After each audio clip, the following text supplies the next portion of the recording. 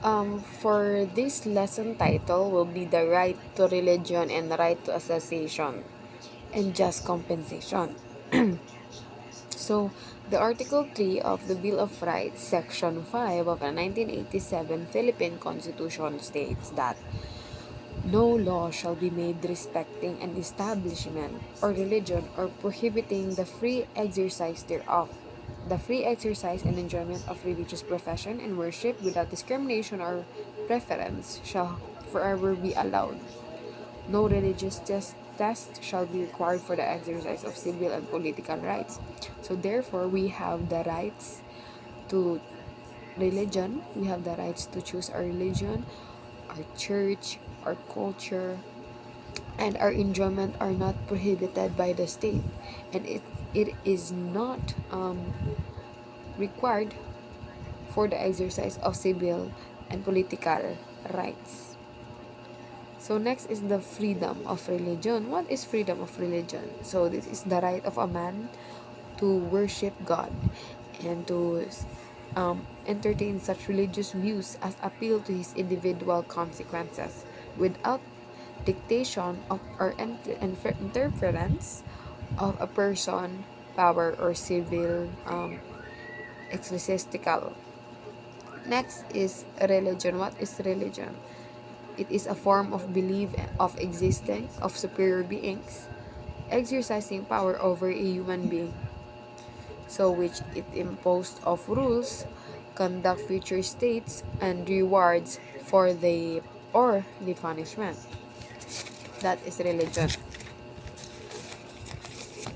Next will be the aspects of religious freedom. So first is the separation of the church and the state. So that is being separated since the church and the states are not related. The church is for our religious rights, while the states secures the sovereignty of its people through political rights. Next is the freedom of religious profession and worship.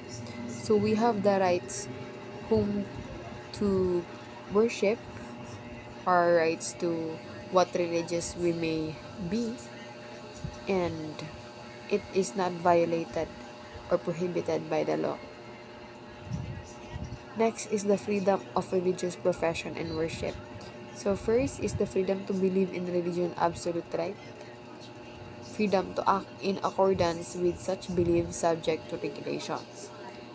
Next is the guarantee contains in Section 5, Article 3 that non-establishment cause, it means that the state should adopt a position of neutrality when it comes to religion matters.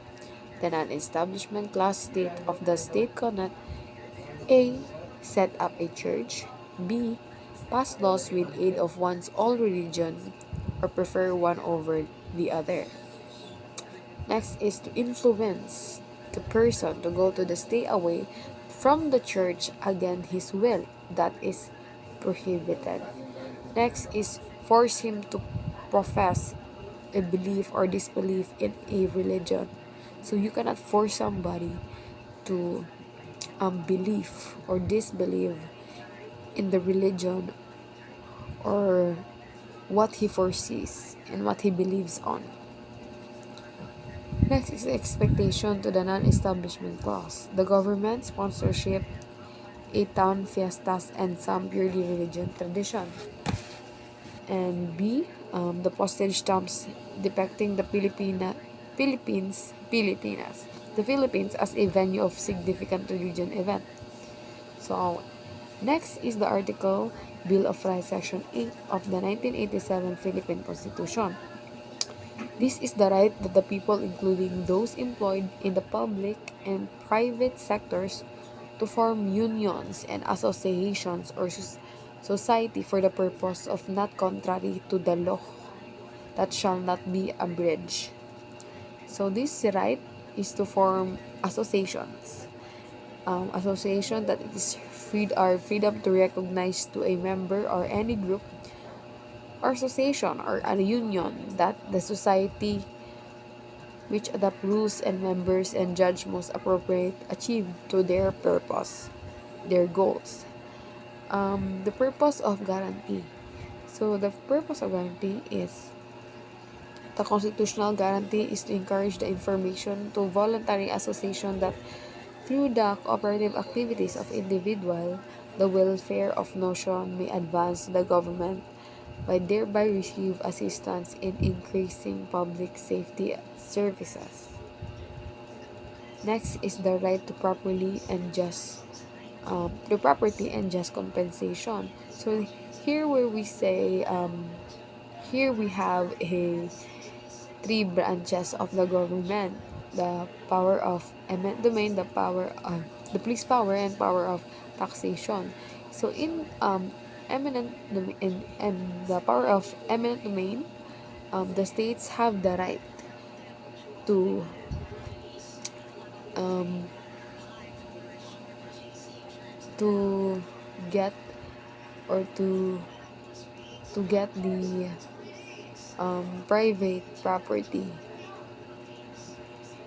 of the people for the public use, but with just compensation.